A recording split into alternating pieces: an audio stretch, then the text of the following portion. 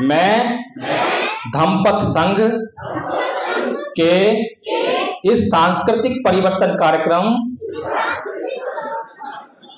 के माध्यम से यह जान चुका हूं कि मैं बाबा साहेब का अब तक नकली आदमी था।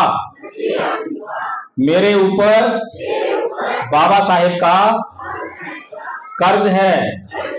मैंने बाबा साहेब की विरासत में मिली संपत्ति, संविधान, आरक्षण और तमाम अधिकारों का दो उद्देश्य है। पहला उद्देश्य है कि अब तक धम्मपथ संघ ने क्या किया। आप लोग सभी शांत हो जाएं। महिलाओं के लिए बहुत जरूरी है।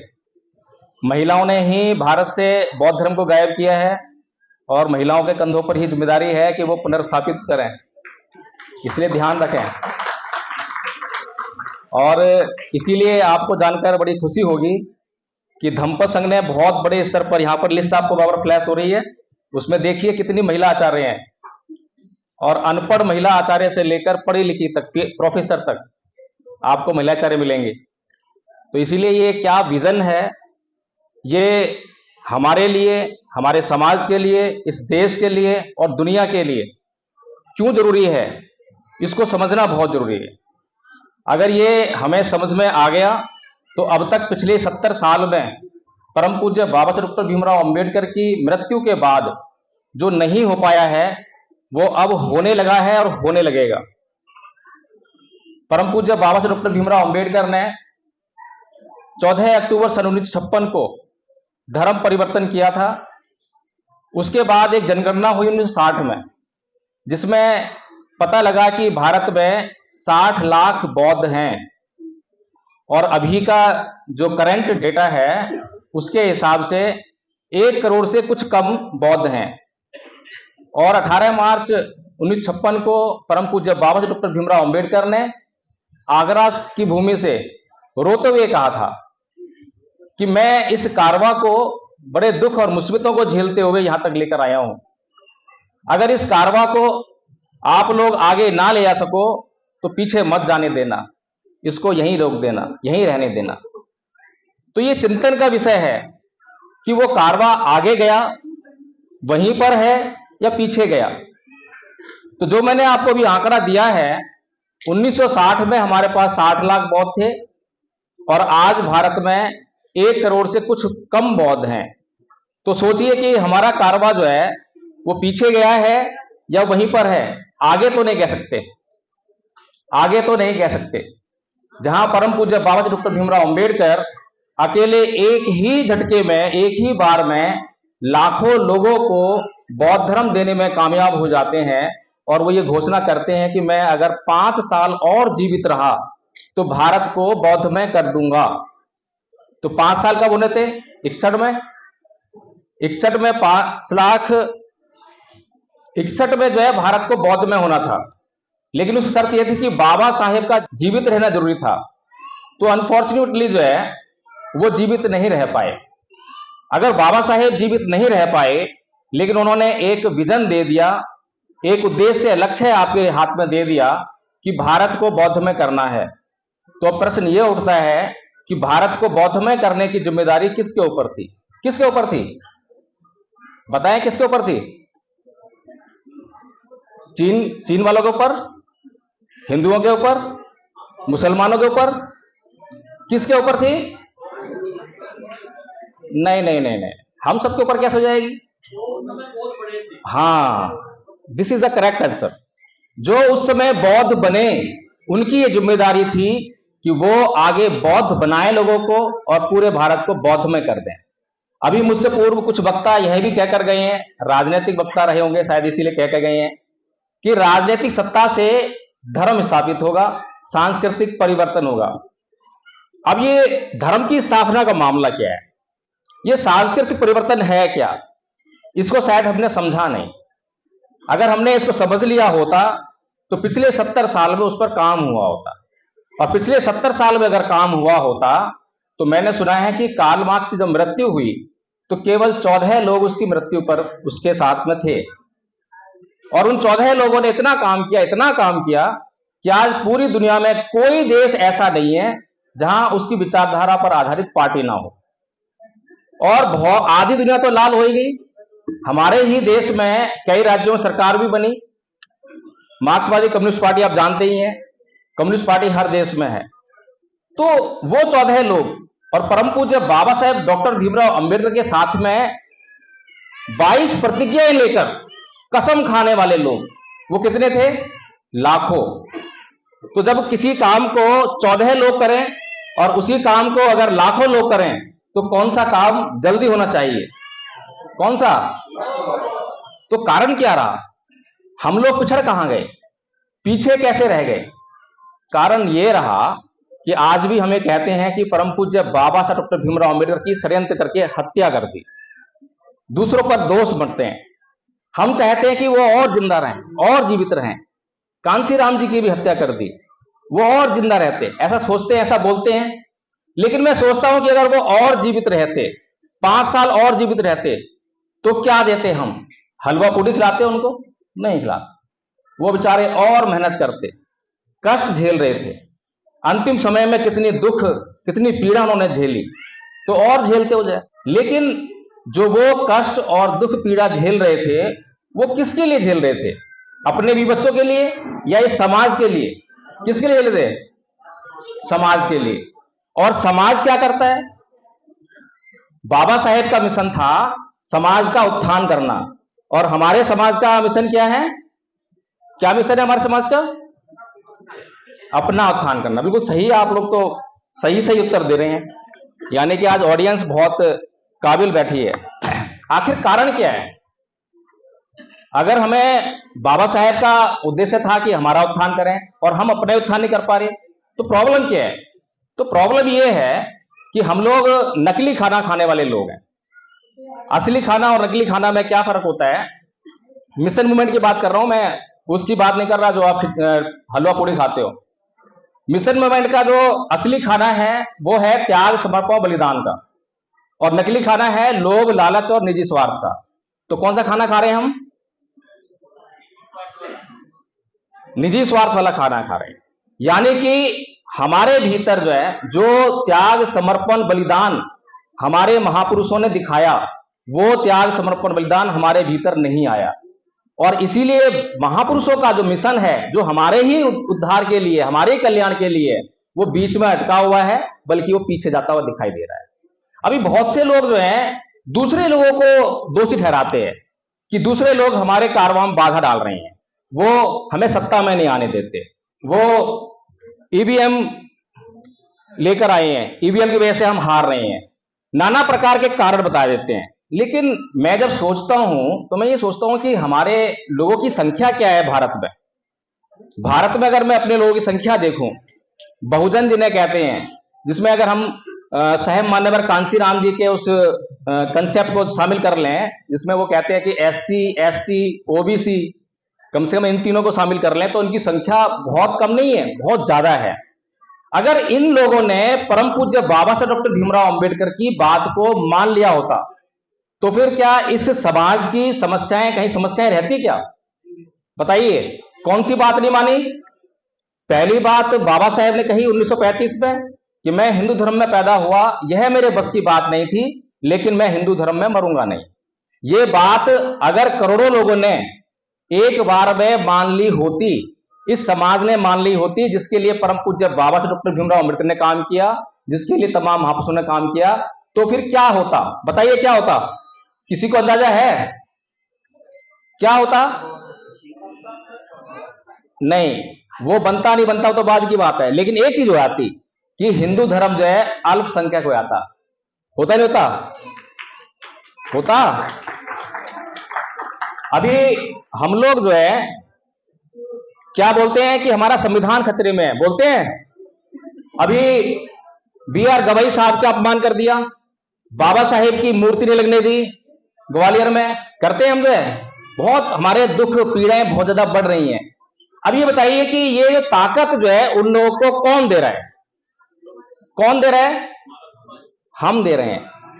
ये सभा जो है बाबा साहेब की बात को नहीं मान रहा है, और बाबा साहेब की बात को नहीं मान रहा है, इसलिए उन लोगों को ताकत हमसे ही मिल रही है। क्यों मिलती है? क्योंकि जब तक बाबा साहेब की वो वाली बात नहीं मानेंगे, पहली वाली कि मैं हिंदू धर्म में पैदा हुआ, ये मेरे बस की बात नहीं थी, तो क्या होता है कि हम हिंदू ही बने रहते हैं। तो हिंदू ही बने रहते हैं तो एक आवाज आती है कि हिंदू धर्म खतरे में है, तो फिर क्या होता है? लामबंदी हो जाती है। अरे हम तो हिंदू हैं, किससे खतरा है? मुसलमानों से खतरा है।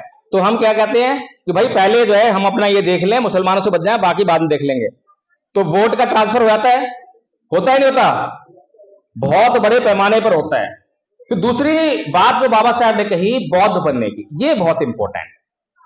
बौद्ध बनने के लिए क्यों कहा? और ये तब कहा 1950 में परम पूज्य बाबा साहब डॉक्टर भीमराव अंबेडकर संविधान को लागू करवा चुके हैं। उसके 6 साल बाद जो है धर्म परिवर्तन कर रहे हैं। ये सोचने वाली बात है।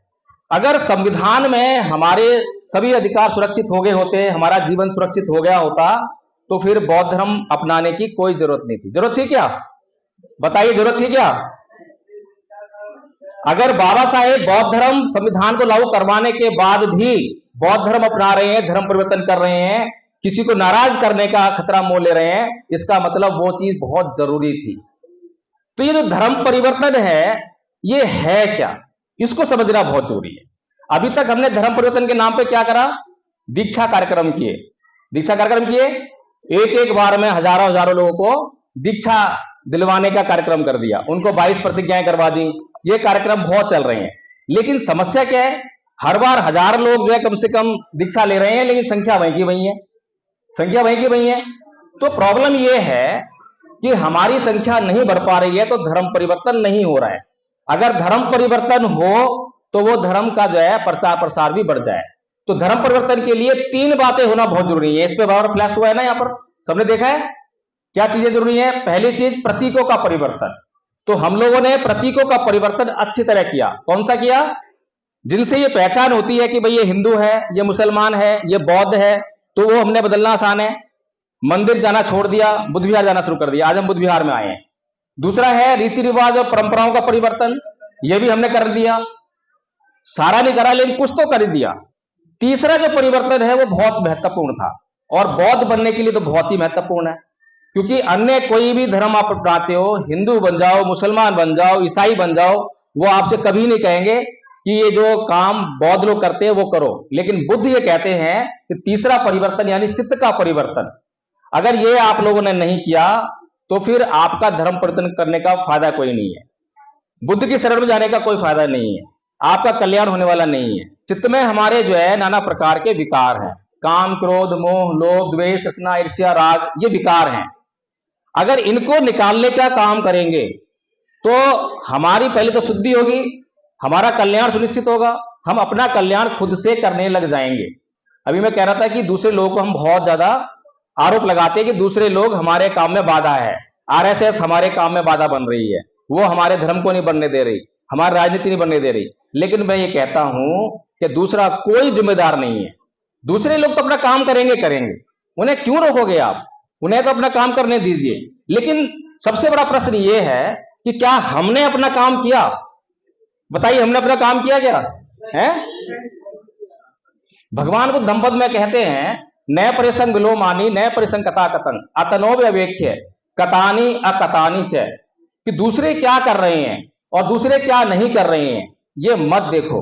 मैं क्या कर रहा हूं, मैं क्या नहीं कर रहा हूं, ये बहुत इंपॉर्टेंट है, इसको देखो। अब बताइए, हम में से यहां बैठे हुए लोग कितने लोग ऐसे जो ऐसा करते हैं? तो कहने का मतलब यह है कि हम अपना काम जो हमें करना चाहिए था, परम पूज्य बाबा साहब डॉक्टर भीमराव अंबेडकर ने जब ये कहा कि हमें बौद्ध बनना है और बौद्ध बनाना है, तो बौद्ध बनाना कैसे है, ये कैसे निश्चित करें? अभी हमने प्रतीकात्मक बात की कि हमने प्रतीकात्मक बौद्ध धर्म का धर्म परिवर्तन किया और बौद्ध धर्म अपनाया। तो हमने क्या करा? हाथ में झंडे उठा लिए पंचशील के और नारे लगाना शुरू कर दिए, बौद्ध धर्म की यही पहचान, मानव मानव एक समान, बौद्ध धर्म का यही नारा, करुणा मैत्री भाईचारा। तो ये नारे लगाने लग गए और नारे लगा के सोचने लगे कि हम लोग जो है भारत को बौद्ध में कर रहे हैं, या बड़े बड़े कार्यक्रम आयोजित करने लगे, जैसे ये कार्यक्रम हो रहा है, बड़ी बड़ी रैलियां करने लगे। तो उससे लगा कि हमारा भारत जो है बौद्ध में हो रहा है। लेकिन जब रियलिटी में चेक करते हैं और 1 करोड़ लोगों का हम स्कैन करें, चित्त का स्कैन करें, तो वो भी बौद्ध नहीं मिलेंगे, क्योंकि यहां पर भी बार बार ये फ्लैश हो रहा है कि कौन बौद्ध संस्कृति में है, कौन ब्राह्मण संस्कृति में है। तो इसमें आप देख सकते हैं कि हम कहां पर हैं। अगर हमारे भीतर जो विकार हैं अभी भी बने हुए हैं, उस पर हमने काम करना शुरू नहीं किया है, तो हम अभी भी ब्राह्मण संस्कृति के अंतर्गत ही हैं। और धम्म संघ ने जो है यही काम करना शुरू किया। धम्म संघ ने देखा कि भाई क्या कारण है, भारत बौद्ध में क्यों नहीं हो रहा है। पिछले 70 साल में तो भारत को बौद्ध में हो जाना चाहिए था। बाबा साहेब डॉक्टर भीमराव अंबेडकर जो विश्व के सबसे बड़े विद्वान हैं, कोई भी गलत बात जो है समाज के लिए नहीं कह सकते हैं। सबसे पहले तो आरपीआई के लोगों ने नकारा, जिन्होंने कहा कि हो सकत नहीं, फूले अंबेडकर की विचारधारा पर चलकर हम जो है एमएलए एमपी नहीं बन सकते। उसके बाद लगातार जो है ये समाज नकारता है कि बौद्ध बनने से कुछ फायदा नहीं है, बौद्ध बनकर हम कुछ नहीं कर सकते। लेकिन बाबा साहेब कह रहे हैं कि जब तक हम बौद्ध नहीं बनेंगे, और बौद्ध बनने में कैसे है, अब पीछे एक वक्ता भी कहकर गए हैं कि हमें अपनी जातियां समाप्त करनी पड़ेंगी। जातियां क्या समाप्त होगी, जातियां समाप्त हो नहीं रही हैं, जातियां तो अभी भी चमार वाल्मीकि सब बनी हुई हैं। बौद्ध बनने के बाद भी हमारे भीतर वही भाव रह जाता है। अगर हमें शादी ब्याह करने हैं तो लड़का ढूंढने आते हैं, कहां ढूंढते हैं लड़का जो है, अपनी बिरादरी में। लड़की ढूंढने आते हैं, कहां ढूंढते हैं, अपनी बिरादरी में। तो कुल मिलाकर यह है कि अभी हम बौद्ध नहीं बने हैं। 1 करोड़ बौद्धों को मैंने कहा था कि अगर जांच करोगे तो बौद्ध नहीं मिलेंगे। इसका मतलब ये जो मिशन जो बाबा साहेब ने शुरू किया था वो पीछे जा रहा है। अभी हमारे कुछ आचार्य आए, सारे तो नहीं आ सकते, बहुत सारे आचार्य हैं, अगर सबको मौका देंगे तो बहुत लंबा टाइम लगेगा। एक एक आचार्य को प्रथम वर्ष का कोर्स हमने याद करा दिया है। 3 वर्ष का कोर्स बनाया हमने, इसको नाम दिया है वर्ष का। लेकिन ये नहीं है कि आपको 1 ही वर्ष लगेगा, आप 2 दिन में भी कोर्स कर सकते हैं, 1 हफ्ते में कर सकते हैं, 1 महीने में भी कर सकते हैं, और बहुत आसान कोर्स बनाया है। लेकिन जो हमने कोर्स बनाया है प्रथम वर्ष का, वो कोर्स ये निश्चित कर देगा कि आप लोग जो है बौद्ध बन गए हैं। अभी मैं कई जगह जाता हूं, आप देख रहे होंगे, बहुत जगह मैं विजिट करके आया हूं, तो बहुत जगह लोगों से पूछता हूं, और बहुत सारे हमारे अफ्रीकन बैठे हुए हैं, इनके सामने भी कई मीटिंग हमने ली हैं, तो लोगों से पूछता हूं कितने बौद्ध बैठे हैं। अच्छा, अभी आप में कितने बौद्ध बैठे हैं, एक बार हाथ खड़ा करें। सारे बौद्ध होने चाहिए। अच्छा, लेकिन ईमानदार लोग हैं, जो नहीं है वो हाथ नहीं भी खड़े कर रहे हैं, ये भी गनीमत है। तो मैं पूछता हूं भाई कितने बौद्ध हैं, हाथ खड़े हो जाते हैं। फिर मैं पूछता हूं भाई आइए बताइए कि आप बौद्ध कैसे हैं, या फिर ये बताइए कि बौद्ध धर्म क्या है। तो क्या बोलते हैं कि हिंदू धर्म को नहीं मानना। सबसे पहला सेंटेंस क्या होगा, हिंदू धर्म को नहीं मानना। दूसरा, अंधविश्वास पाखंड को नहीं मानना, अंधश्रद्धा को नहीं मानना, ये बौद्ध धर्म है। यहां पर जो है फुल स्टॉप हो जाता है। अब बताइए कि क्या ये बौद्ध धर्म है। मुझे ऐसा लगता है कि जब परम पूज्य बाबा साहेब डॉक्टर भीमराव अंबेडकर 14 अक्टूबर 1956 को धर्म परिवर्तन कर रहे थे और अपने लोगों को जो है दीक्षा दे रहे थे, तो 22 प्रतिज्ञा करा रहे थे। तो पहली 12 प्रतिज्ञाओं तक जो है लोग जागते रहे, प्रतिज्ञाएं ली खूब, लेकिन 12 प्रतिज्ञाओं के बाद सो गए। ऐसे ही लगता है, नहीं लगता। जो 12 प्रतिज्ञाओं के बाद की जो प्रतिज्ञाएं हैं, यानी कि बौद्ध बनने की प्रतिज्ञाएं, वो किसी को नहीं मालूम है। किसी से पूछो बौद्ध धर्म क्या है, बौद्ध धर्म नहीं मालूम बौद्ध धर्म क्या है। तो भाई अगर हमें ये नहीं मालूम है कि बौद्ध धर्म क्या है, तो हम प्रचार किस बात का करेंगे, लोगों को बौद्ध कैसे बनाएंगे। प्रॉब्लम है कि नहीं है, मेरी बात समझ में आ रही है सबको।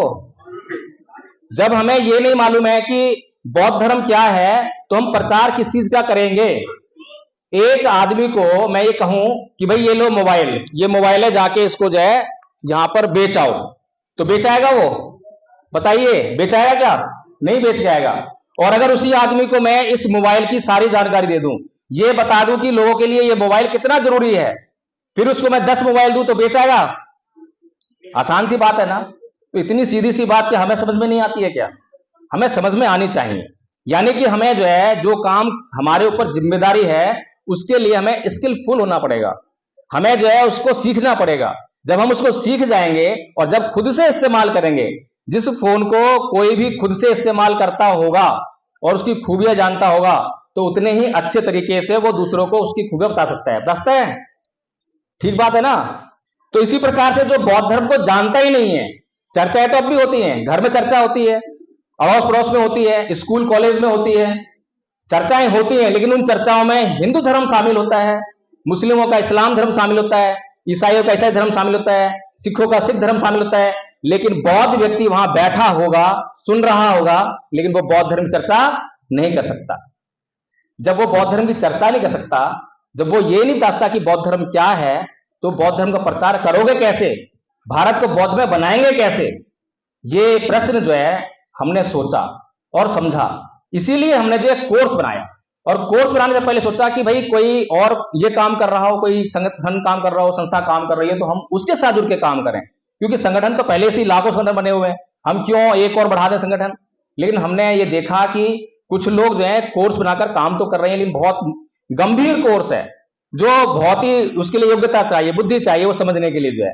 हमने कहा ऐसे काम नहीं चलेगा, हमें ऐसा कोर्स बनाना पड़ेगा जो एक नितांत व्यवहारिकता लिए हो, जिसको हम अपने व्यवहार में आराम से उतारना शुरू कर दें और आसानी से लोगों को समझ में आने लग जाए। तो इसीलिए हमने जो है प्रथम वर्ष का कोर्स बनाया, और ये कहा कि ये जो भी बौद्ध अपने आप को कहते हैं और जो भी कहते हैं कि हम अम्बेडकरवादी हैं, उनको ये कोर्स करना बहुत जरूरी है। और बहुत छोटा सा कोर्स है, उसमें हमने क्या शामिल किया है, क्षमा याचना अभी आपके सामने हुई है, शील याचना, नमन, तिसरण, पंचशील, और उसके बाद धम्मपालन गाथा, सब पाप सकट वाली है। उसके बाद धम्मपद के पहले 5 पद ये शामिल किए हैं केवल।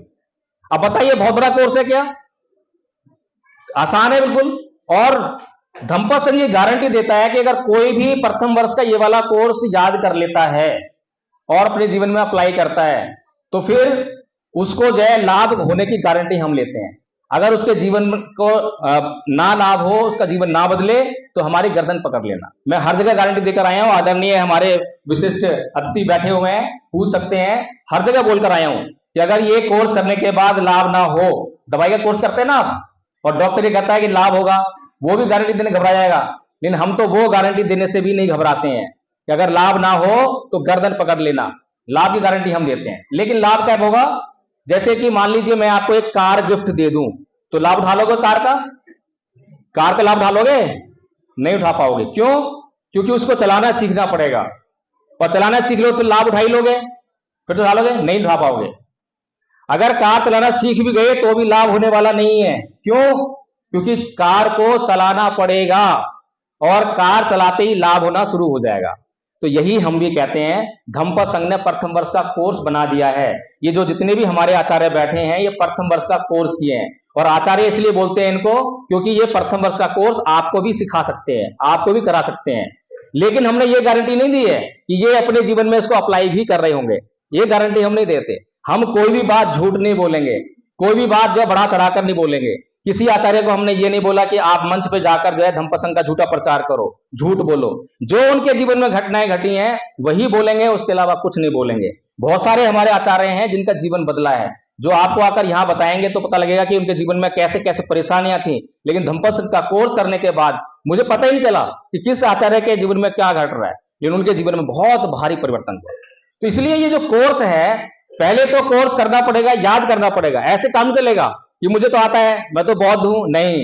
कुल मिलाकर कहने का मतलब यह है कि धम्मपद संघ ने बहुत ही सोच समझकर ये कोर्स तैयार किया है, और ये कोर्स जो है प्रत्येक अम्बेडकरवादी के लिए, प्रत्येक बौद्ध के लिए करना बहुत जरूरी है। और अगर ये कोर्स कर लेंगे तो पहली बात तो हमारा कल्याण होने लगेगा। दूसरी बात यह है कि ये संभावना बन जाएगी कि अब हम समाज में चर्चा कर सकते हैं, बौद्ध धर्म के बारे में बता सकते हैं, और जब हमें खुद से लाभ होगा तो फिर हम भाग भाग के लोगों को बताएंगे। कैसे बताएंगे? कि जब हम कोई दवाई खाते हैं और उससे हमें आराम हो जाता है, तो समाज में जिस चीज को उस बीमारी से ग्रस्त देखते हैं तो क्या करते हैं, जाकर उसको खुद बताते हैं, ये बीमारी की ये दवाई, ये खा लियो, तुरंत आराम हो जाएगा। तो ये जो भगवान बुद्ध का जो धम्म है, ये हमारे जो मन की बीमारियां हैं, चित्त में जो बीमारियां लगी हुई हैं, ये उनको दूर करने की सबसे बेहतरीन दवा है। और पूरी दुनिया में, चाहे वो हिंदू हो, मुसलमान हो, ईसाई हो, सभी बीमार हैं। बीमार है कि नहीं है? आप सब लोगों में से कोई बीमार तो नहीं? आज ढीले ढीले दिखाई दे रहे हो। कोई बीमार है क्या? कोई बीमार नहीं है। अच्छा, गाली कितने लोग देते हो? आ गई।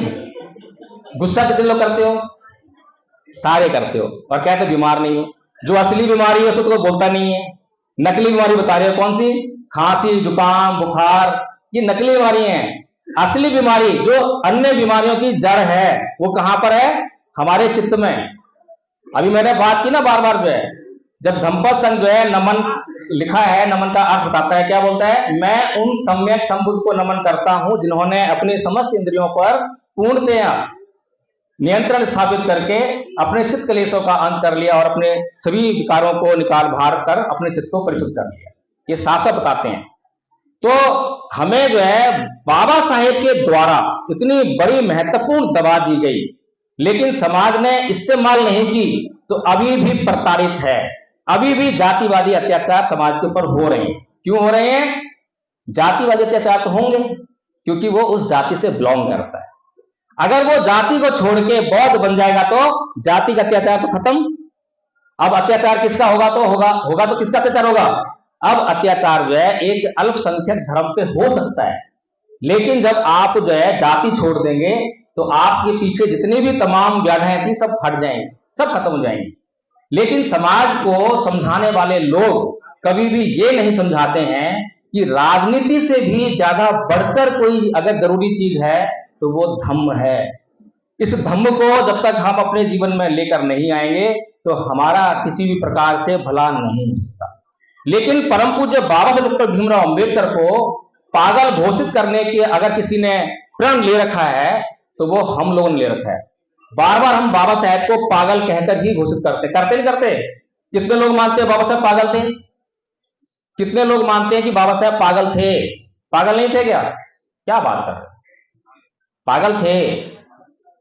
और अच्छा ये बताओ, कोई आदमी आपके यहां से अपने बीवी बच्चों को छोड़ के, उसके बीवी बच्चों के पास ना तो कोई नौकरी है ना कोई धंधा बिजनेस है और आर्थिक व्यवस्था भी उनकी कमजोर है, खाने के लाले पड़ रहे हैं, उनको छोड़ के और विदेश चला जाए पढ़ाई करने के लिए, तो आप क्या करोगे? उसको क्या कहोगे?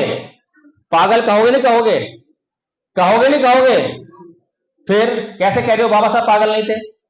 अरे हम लोग जो है, मैं और आचार्य नीलम बौद्ध जी जब निकलते हैं घर से तो हमारे अपने घर के लोग हमें पागल कहते हैं। हमारे लोग पागल कहते हैं कि तुम पागल हो। एक वकील है, एक पत्रकार है, तुम अपने कमाई पे ध्यान नहीं देते हो, बच्चे पे ध्यान नहीं देते हो, तो पागल तो हैं। बाबा साहेब पागल थे, लेकिन मैं आपको बता दूं कि जब तक आप लोग भी पागल नहीं होगे तब तक कोई कुछ होने वाला नहीं है। इस समाज के लिए जब जब कुछ भी भला हुआ है, कुछ भी महान काम हुआ है, तो किसी ना किसी को पागल होना पड़ा है। जब न्यूटन ने पहली बार, क्या हुआ था न्यूटन का? नीचे सो रहा है और ऊपर सेब गिरा, क्या बोल रहा है? ये सेब नीचे क्यों गिरा, ऊपर क्यों नहीं गया? और जब जाके ये लोगों से सवाल कर रहा है तो लोग क्या बोल रहे हैं उसको? क्या बोल रहे हैं? पागल। पागल बोल रहे हैं। उसको ये लगा कि ये अकलमंद है, ये तो अच्छा सवाल करा है किसी ने, अरे सारी चीज नीचे तो गिरती है, तू पागल है। लेकिन उसी पागल की वजह से आज क्या मिल रहा है? क्या क्या मिल रहा है? ये सारी चीजें, पंखा कूलर सब उसी वजह से मिल रही है।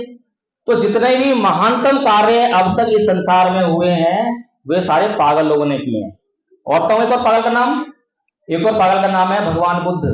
बड़ी श्रद्धा आप लोगों की, श्रद्धा से नब जाते हो, चीवर को देखते ही पैरों में लेट जाते हो। और मैं जब कह रहा हूं कि वो पागल थे तो बड़ा बुरा लग रहा होगा, लग रहा बुरा लग रहा होगा, क्योंकि सारी दुनिया जो है अब तक क्या खोज रही थी? सुख, स्वर्ग, अप्सराएं, इनकी खोज में लगी हुई थी। सारे जितने तपस्वी थे इसीलिए तपस्या करते थे। लेकिन पहली बार एक महामानव हुआ जो ना तो सुख की खोज में गया, ना अप्सराओं की, ना स्वर्ग की खोज में, किसी खोज में गया? दुख की खोज में, दुख की खोज में गया। अब बताइए आप में से कौन कौन है जो अपने जीवन में दुख खोजता है? कोई है? सारे सुबह से लेकर शाम तक सुख कहां मिलेगा? टीवी में, टीवी चला दो। सुख कहां मिलेगा? मोबाइल में, मोबाइल शुरू। जहां जहां सुख होता है वहां सुख सुख खोजते हो, और सुख को खत्म किया, भोग के, फिर क्या रहता है? जैसे सुख को खोज के, ढूंढ के, उसका उपभोग कर लिया, फिर क्या रह गया? दुख। सीधी सी बात है। तो दुख में तो हम खुद ही पड़ते हैं। बुद्ध ने भी कहा है ना, सरितानि स्नेहितानि चैसो मस्सानि भवति अंतनो ते सोतिस्ता सुतेसिनो तेबे जाति जुर्पग नरा। कि सुख के फेरे में पड़े हुए लोग बार बार दुखों में आ पड़ते हैं। वो इसीलिए आ पड़ते हैं, हम सुख ढूंढते हैं। अगर हर व्यक्ति अपने जीवन में पहले दुख को देखे कि मेरे जीवन में दुख क्या है, और दुख को उसका नाश करने का प्रयास करने लग जाए, फिर क्या रह जाएगा दुख का नाश करने के बाद? तो सुख पाने का तो सीधा सीधा मंत्र जब बुद्ध ने दिया। लेकिन ये जो महापुरुष हैं इनकी केवल हमने पूजा करना शुरू कर दिया। पूजा भी कैसी? पूजा भी कौन सी? ये वाली जो दिखाई दे रही है, धूप बत्ती, मोमबत्ती, अगरबत्ती, हो गई पूजा। वंदना कर ली, वंदना करके पूजा हो गई। लेकिन भगवान बुद्ध जो है महामंगल सूत्र में इसको बताते हैं कि पूजा कैसे होनी चाहिए। क्या बोलते हैं? असेवना च बालानंग पंडितानंद च सेवना पूजा च पूजनीयानंग एतंग मंगल मुत्तमं। समझ में आया किसी को कि मूर्खों की संगति नहीं करना। मूर्ख की संगति क्या होगा कि जो उसकी मूर्खता है उसका भी आपको भुगतान करना पड़ेगा। फिर किसकी है? पंडितों यानी विद्वान लोगों की, जिन लोगों के पास आपका कल्याण करने की क्षमता है, योग्यता है, उनकी संगति करना। और क्या बोला? पूजा से पूजनीय आनंद, कि पूजनीय लोगों की पूजा करना। अभी पूजा करना क्या है? सम्मान करना। ये वाली पूजा करना नहीं, सम्मान करना। क्यों? क्योंकि जिनके पास हमारा कल्याण करने की योग्यता है, क्षमता है, उनसे वो कल्याण हमें लेना है। तो कैसे देंगे? आप उन्हें गाली देंगे, अभद्र भाषा में बात करेंगे, तो क्या आपको वो कल्याण करेंगे? वो नहीं करेंगे। इसीलिए हमें शालीनता से, विनम्रता से उनको नमन करना होता है, उनका आदर सत्कार करना होता है। ये आदर सत्कार ही पूजा कहलाया है। इसीलिए यहां पर जो है साफ स्पष्ट कर। तो कहने का मतलब यही है आदरणीय साथियों, मैं बहुत लंबा वक्तव्य नहीं दूंगा, क्योंकि मैं यहां पर जो है धम्म संघ का विजन प्रस्तुत करने आया हूं। धम्म संघ का एक ही विजन है, वो है भारत को बौद्धमय करना। कितने लोग चाहते हैं? नकली लोग हाथ नीचे कर लें। नकली कहने से बहुत डर लगता है, पक्की बात है, सारे करना चाहते हैं। फिर क्या करेंगे इसके लिए? क्या? अच्छा, पीछे नांगल वाले बैठे हैं, करना है भारत को बौद्धमय। आप लोगों ने बहुत दुखी कर रखा है, मैं साफ कह रहा हूं, इन्होंने बहुत दुखी कर रखा है अपने। इनके जीवन में इतने मैंने उदाहरण प्रस्तुत किए, लेकिन ये नहीं सुधरे। इनके घर से जो है 3 आचार्य बनाए हमने, लेकिन तीनों आचार्यों का कोई फायदा नहीं हो रहा। क्यों? कि समस्या वही है कि इनको गाड़ी तो गिफ्ट कर दी हमने, अब ये चलाना नहीं सीख रहे हैं, और चलाना नहीं सीख रहे हैं, चला नहीं रहे हैं, फिर कैसे फायदा होगा? इनकी भी कहानी पर सुनाऊंगा नहीं मैं, इतने ही बस में चेतावनी दे रहा हूं, छोड़ रहा हूं। चलो फिर क्या करें? अब जो है कैसे करेंगे भारत को बौद्ध में? मैं भाषण करने नहीं आया, ना मैं भाषण करता हूं। अगर भाषणबाजी करूं तो मैं बहुत जोर से चिल्ला रहा होता, मैं आपको बस ऐसे कर देता कि हाँ भाई मैं ही बकता हूं बस। लेकिन मैं आपसे जो है इंटरेक्ट करना चाहता हूं। मैं बाबा साहेब का जो लक्ष्य है, जो अधूरा है, बाबा साहेब भी आंसू बहा रहे हैं, बाबा साहेब भी आंसू बहा रहे हैं। अंतिम समय में दुखी थे कि मेरे इस कारवा को कौन आगे लेकर चलेगा, लेकिन उनके कारवा को आगे लेकर चलने वाला नहीं मिला। एक आदमी आया, उसने अपना घर बार छोड़ा, सब कुछ छोड़ा, तमाम तरह के दुख झेले। उसने जब जब कोई भी आता तो अकेला आदमी करता है, और बाकी समाज जो है मजे मारता है कि मेरे जीवन में क्या मतलब ऐशो आराम आ सकता है, उसको इकट्ठा करता है, उसको भोगने लग जाता है। तो हमें जो है वो नालायक संतान नहीं बनना है, जो अपने पिता की संपत्ति का तो उपभोग करता है, लेकिन उनके सपनों और उनके कर्जों को ध्यान में नहीं रखता। हमें अपने पिता की अच्छी संतान बनना है, जिसने हमें इतनी अच्छी विरासत दी है, इतनी संपत्ति दी है, संविधान दिया, अधिकार दिया, उनका तो हम उपभोग कर रहे हैं, तो उनके सपनों को भी पूरा करें। सपनों पूरा करेंगे? क्या सपना था? किसके लिए था? बाबा साहेब के लिए, हमारे लिए। देखिए, हमारे पूर्वजों के सपने भी हमारे लिए हैं, और हम इतने नालायक हैं कि उनके सपनों को जो हमारे लिए हैं उनको पूरा करने में अपना काम नहीं करते। तो क्या करें बताइए? भारत को बौद्ध करने के लिए क्या करेंगे? क्या करेंगे? विपස්සना करने जाएंगे हैं? भाई हमने प्रथम वर्ष का कोर्स बनाया है, उसे करेंगे क्या? कितने लोग करेंगे? हाथ खड़ा करो ईमानदारी से, नकली को लोग पीछे रहना। देखिए 14 लोगों से ज्यादा है, ये 14 लोगों से ज्यादा है, ध्यान रखना। यानी कि कार्ल मार्क्स की जब मृत्यु हुई तो 14 लोग थे, हैं? तो इतने लोग तो बहुत हैं। अगर ईमानदारी से कर लें तो कोई दिक्कत नहीं है। चलिए फिर कसम खाएंगे आज, कसम लिख के लाया हूं, ठीक है? तो एक बार खड़े हो जाओ, फिर करवाते हैं आज कसम, और ईमानदारी से स्वीकार करना और बोलना है। शांति से खड़े होना है, बुद्ध के अनुयायियों, अनुशासन का ध्यान रखना है। शोर केवल बच्चे कर सकते हैं, बड़े नहीं। बड़ों को शोर करने का कोई अधिकार नहीं है। चलिए, फॉर्मेलिटी कुछ नहीं करनी है, ना हम फॉर्मेलिटी में जीते हैं, हमने भी कोई फॉर्मेलिटी नहीं की है। इसीलिए केवल जो है समझते हुए बातों को ध्यान से समझना है, फिर उसको अप्लाई भी करना है, ठीक है? और अगर कुछ गलत हो तो हमें भी बताना है। हम ये नहीं कह रहे हैं कि हम बहुत बड़े विद्वान हैं, हमसे भी गलती हो सकती है, ध्यान दिलाओगे तो हम करेक्ट करेंगे। चलिए बोलेंगे मेरे पीछे पीछे, आज मैं धम्मपथ संघ के इस सांस्कृतिक परिवर्तन कार्यक्रम के माध्यम से यह जान चुका हूं कि मैं बाबा साहेब का अब तक नकली आदमी था। मेरे ऊपर बाबा साहेब का कर्ज है। मैंने बाबा साहेब की विरासत में मिली संपत्ति, संविधान, आरक्षण और तमाम अधिकारों का उपभोग तो किया है, लेकिन बाबा साहेब के मिशन को आगे बढ़ाने के लिए कोई काम नहीं किया। बाबा साहेब ने रोते हुए कहा था कि ऐ मेरे समाज के लोगों, मैं बड़ी दुख मुसीबतों को उठाकर इस कारवां को यहां तक लाया हूं। अगर तुम इस कारवां को आगे ना ले जा सको तो इसे यहीं छोड़ देना, पर इसे किसी भी कीमत पर पीछे नहीं जाने देना। बाबा साहेब की इस बात को मैंने अब तक अनदेखा किया, लेकिन आज मैं जाग गया हूं। यह मेरा पुनर्जन्म है। मैं संकल्प लेता हूं कि धम्मपद संघ के मार्गदर्शन में बाबा साहेब के मिशन को पूरा करने के लिए आज से मैं अपना तन मन धन अपने निजी हित के साथ समाज के हित में भी लगाऊंगा। मैं समाज के अपने बहन भाइयों का ठीक उसी तरह ख्याल रखूंगा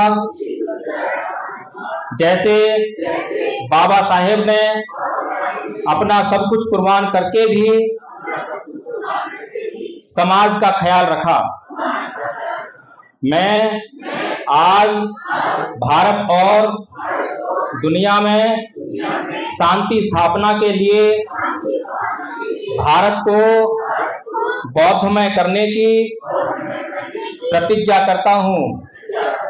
जय भीम, नमो बुद्धाय। बैठ जाओ। ठीक है, थोड़ा सा हंसी आनी चाहिए। बाबा साहेब ने इतनी कुर्बानी दी है तो कुछ तो आराम मिलना चाहिए।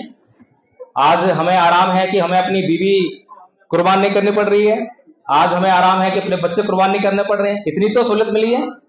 इतनी सहूलियत मिलने के बाद तो काम बहुत तेज गति से आगे बढ़ना चाहिए, लेकिन इतनी सहूलियत मिलने के बाद भी अगर कारवां पीछे जाए तो हमसे बढ़कर बाबा साहेब की नालायक संतान कोई नहीं सकता। ये बाबा साहेब का जो दुख है, जो दर्द है, उसको हमें फील करने की जरूरत है। एक बार अगर उसको हमने फील कर लिया तो आपका चैन गायब हो जाएगा, आपकी नींद उड़ जाएगी, धम्म को आप जो है मनोसात करने लग जाओगे। आप सभी एक काम आज के बाद करेंगे जरूर। एक तो हिंदू धर्म को कोसना बंद कर देंगे। कर देंगे? हिंदू धर्म को कोसना बंद कर देंगे, मनुवाद को कोसना बंद कर देंगे। क्या करेंगे? अपना काम करेंगे। क्या काम है?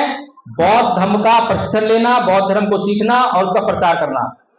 अगर किसी कमरे में अंधेरा हो तो अंधेरे को दूर करने के लिए क्या करना पड़ता है? रोशनी करनी पड़ती है। या मैं एक बाल्टी लाके दूं और बोलूं कि भैया निकाल के अंधेरे को भर के बाहर फेंक दो। तो इसीलिए मनुवाद को कोसने से, हिंदू धर्म को कोसने से कुछ नहीं होने वाला। अब तक हुआ है क्या? पिछले 70 साल में यही काम किया। तो अब हमें तरीका बदलना पड़ेगा। अब तरीका बदलना पड़ेगा। जब हमें एक बार दवाई काम नहीं करती है तो हम दवाई बदल देते हैं, तो ऐसे ही जो है हमें ये तरीका बदलना पड़ेगा। और इस तरीके को बदलने का देख रहे हो अंजाम जो है, यहाँ पर कम से कम 100 आचार्य हमारे आए हैं। अब तक लगभग 250 से ऊपर आचार्य हम बना चुके हैं। ये हमारे 3 साल की मेहनत है। और आचार्य बनना मुश्किल नहीं है। आचार्य बनना बिल्कुल मुश्किल नहीं है। कोर्स तो याद कर ही लो। कम से कम हमारे पास साधन आ जाएगा कोर्स के रूप में, तो उसका इस्तेमाल हम कभी भी कर सकेंगे जैसे ही आ जाएगा। हमारे बीच में आदरणीय संतोष समीरकर जी बैठे हैं, आदरणीय मैना जी बैठी हुई हैं। इनका एक उदाहरण आपको मैं सुना देता हूँ कि हमारे पास जब साधन होता है तो हम उसका इस्तेमाल कैसे करते हैं और कितना जल्दी हमें उसका फायदा होता है तुरंत ही। एक बस बात सुना के मैं बात को समाप्त करूंगा। आदरणीय मैना जी, संतोष जी, कोई दिक्कत तो नहीं है जी? बहुत साधुवाद। हम लोग जो है ये दोनों हस्बैंड वाइफ और हम दोनों हस्बैंड वाइफ पार्क में रोज सुबह मिला करते थे मतलब एक्सरसाइज करते थे, घूमना फिरना। उसके बाद जो है हम आधा घंटे बैठकर धम्म चर्चा करते थे और धम्म चर्चा में धम्मपद की गाथा हम जो है सीख रहे थे। और आदरणीय संतोष जी को धम्मपद की तीसरी जो गाथा है, अकोछी मंगा बदी मंगा जिनी मंगा हासी में ये चतंग नहनती विरंती संज्ञा सम्मति, ये वाली गाथा और इसका हिंदी में अनुवाद याद करवा चुके थे। एक दिन जो है आदरणीय मैना जी का फोन आया कि प्रकाश जी घर पे आ जाइए, बहुत गंभीर समस्या है। 3 दिन से बोलचाल नहीं है, समझ गए? 3 दिन से बोलचाल नहीं है। तो हम लोग घर पे गए और घर पे जैसे गए तो आदरणीय जी घर ऑफिस से आए, दिल्ली पुलिस में जॉब करते हैं, बहुत गुस्से वाले हैं। तो घर पे आते ही जो है आदरणीय मैना जी जो है उनके लिए पानी लेकर आई। तो उनको बोलते हैं आदरणीय जी कि अगर ये लोग घर पे ना होते तो ये पानी का गिलास तेरे मुंह पर दे के मारता, ये हमारे सामने का। फिर उसके बाद हम भी बड़े अफसोस में कहा आदरणीय जी बौद्ध हैं और रोज हम जो है धर्म चर्चा करते हैं, फायदा क्या बौद्ध बनने का, ये तो बड़ी समस्या हो गई। तो मैंने संतोष जी को कहा कि आदरणीय जी ये बताइए, हम हर रोज पार्क में एक गाथा याद करते हैं, उसका मतलब क्या है, बस इतना बता दो। इतना पूछना था और आदरणीय संतोष जी के चेहरे से गुस्सा बिल्कुल छू और मुस्कान चेहरे पर। और उसके बाद जो है मैंने तो खैर उसके बाद सुनाने के बीच झगड़ा हुआ हो गया छोटा मोटा, लेकिन धम्मपद की जो गाथा है कितना काम करती है। बुद्ध का धम्म दवा है, इस दवा का इस्तेमाल करिए, करना सीखिए, आपके जीवन में कल्याण ही कल्याण होगा। शुरू में कल्याण, बीच में कल्याण, अंत में कल्याण, कल्याण ही कल्याण है। लेकिन हम इस कल्याण से वंचित हैं क्योंकि हम इसको सीख नहीं रहे। सीखेंगे, साधन हमारे पास होगा तो कभी भी इस्तेमाल हो जाएगा। आदरणीय जी के पास साधन था, तुरंत इस्तेमाल हो गया। सोचिए अगर साधन ही ना होता फिर मैं समझाता रहता, कुछ फर्क नहीं पड़ता। इसलिए साधन का होना बहुत जरूरी है, इसलिए ये प्रथम वर्ष का कोर्स बहुत जरूरी है। तो इसी के साथ में और इसी उम्मीद के साथ में कि आप लोग जो है इस कार्यक्रम से बहुत कुछ सीख के जाएंगे, अपना एनरोलमेंट कराएंगे। जो आपके पास ये पर्चा है ना, सदस्यता फार्म जो है, तो इस सदस्यता फार्म में बांधता नहीं है, मैं आपको बांध नहीं सकता, हमारे किसी महापुरुष ने जबरदस्ती नहीं की है, मैं भी नहीं कर सकता। तो इसीलिए इसमें अगर आपको लगता हो कि नहीं मुझे ये सदस्य नहीं बनना, उस पर नीचे आप लिख दीजिए नो, लेकिन आप ऊपर जो है अपना नाम और मोबाइल नंबर जरूर लिखिएगा। कोई आपको ये नहीं कहेगा फोन करके कि आपने नो क्यों लिखा है, बिल्कुल नहीं कहेंगे, हमें कोई अधिकार नहीं है। हम केवल उन लोगों को बात करेंगे जो लोग यस करेंगे कि हाँ मैं ये कोर्स करना चाहता हूं, मैं सदस्य बनना चाहता हूं, उनसे बात करेंगे। ठीक है, तो मैं इससे अपनी बात समाप्त करता हूं। सभी को जय भीम, नमो बुद्धाय, बहुत साधुवाद, धन्यवाद। बहुत बहुत साधुवाद आदरणीय डॉक्टर जयपी प्रकाश जी। वास्तव में आपने सच्चा को इतिहास बताया है और बाबा साहब ने जिस विचारधारा के लिए काम किया और जिस विचारधारा को आगे बढ़ाने के लिए हम लोगों को बोला, तो वास्तव में यह तो सच्चाई है कि हमने बाबा साहब को खूब पढ़ा, लिखा, नारे लगाए, जोर जोर से नारे लगाए कि हम अम्बेडकरवादी हैं, संघर्षों के आदि हैं, लेकिन वो संघर्ष हमारा अपने आप तक सीमित रह गया। तो कई बार ऐसी चीजें होती हैं कि हम चीजों को समझना चाहते हैं लेकिन फिर भी नहीं समझ पाते हैं। तो उसीलिए धम्मपद संघ लगातार काम कर रहा है। आप आइए, ये जिम्मेदारी पूरी धम्मपद संघ की है, वो आपको प्रशिक्षित करेगा, आपको तैयार करेगा, और जब आप लोगों के बीच में जाओगे तो आप अपनी विचारधारा की, अपने धम्म की बातें करोगे, ना कि किसी अन्य की बातें करोगे। बाबा साहब को लेकर वकील साहब ने बहुत सारी चर्चाएं यहाँ पर की हैं, बहुत सारी बातें आपको बताई और एक कर्तव्य बोध भी कराया कि जब तक हमारे महापुरुषों के प्रति हमारे अंदर कर्तव्य बोध नहीं होगा तब तक लगता है कि हम कुछ नहीं कर पाए।